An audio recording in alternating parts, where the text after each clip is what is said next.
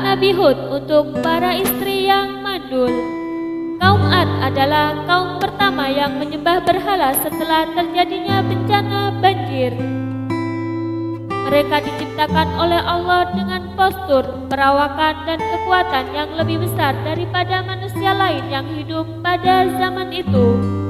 Kabilah-kabilah ini dipimpin oleh seorang raja bernama Jalijan yang tingginya sekitar 100 siku.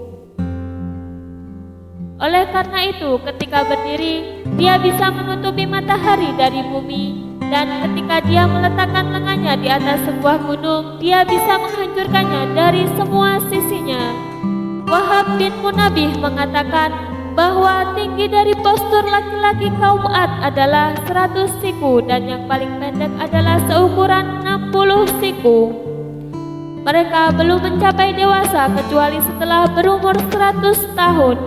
Mereka bisa mencapai umur lebih dari 400 tahun. Tidak pernah terlihat orang-orang kalangan mereka yang meninggal dan belum pernah ditemukan jenazahnya.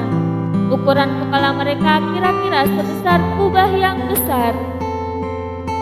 Mereka adalah kaum yang kejam dan menyembah berhala.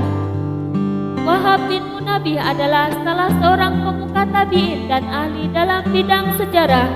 Dia diperkirakan berasal dari Arab Selatan dan berketurunan Persia dengan memiliki pengetahuan yang mendalam tentang kitab suci dan tradisi dari Yahudi dan Nasrani, sehingga memiliki banyak riwayat kisah Israiliyat. Menurut dia, 60 orang laki-laki dari kaum Musa pernah berteduh di dalam tengkorak kepala seorang laki-laki dari kaum Amalakoh.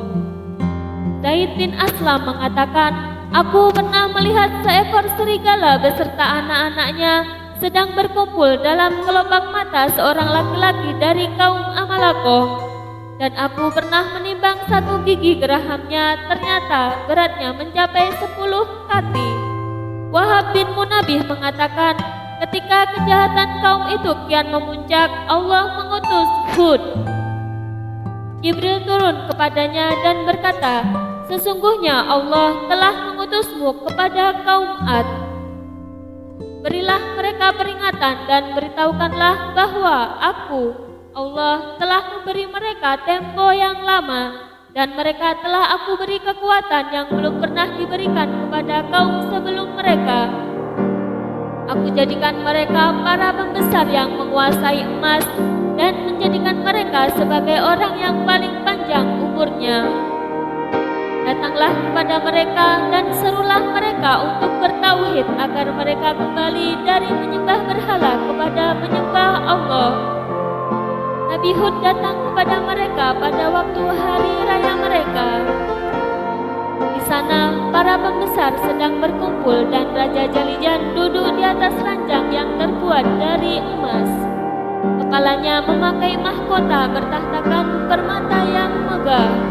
Mereka tidak menyadari apapun kecuali suara Hud yang mengatakan, "Wahai orang-orang, beribadahlah kalian kepada Allah, Tuhanku dan Tuhan kalian. Ketika kalian tidak memiliki Tuhan kecuali Dia, berhala-berhala yang kalian sembah selain Allah ini adalah yang menyebabkan kaum Nuh sebelum kalian ditenggelamkan."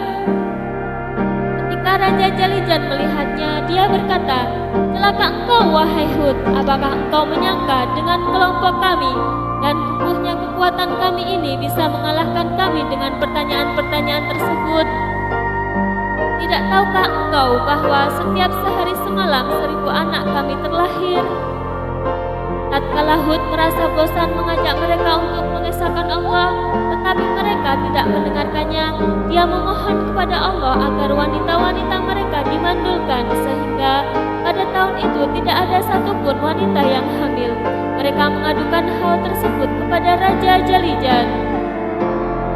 Mereka berkata, "Sesungguhnya Hud telah membuat istri-istri kami mandul. Kami khawatir apa yang dikatakannya itu memang benar." Kemudian Allah mewahyukan kepada Hud, "Kabarkanlah kepada kaummu agar mereka beriman kepadaku. Jika mereka tetap tidak beriman, maka aku akan kirimkan kepada mereka angin yang membinasakan." Ketika mereka mendengar kabar itu dari Hud, mereka melemparinya dengan batu. Hud tetap mengajak mereka selama 70 tahun dan di saat itu mereka terus-menerus melemparinya dengan batu. Ketika Hud merasa putus asa dengan mereka, dia berkata, "Wahai Tuhanku, Engkau tahu bahwa sesungguhnya aku telah menyampaikan risalahmu kepada kaum Ad." Tetapi mereka tetap dalam kekafiran mereka karena kesesatan mereka yang nyata. Selanjutnya, Allah menghentikan hujan dari mereka selama 7 tahun.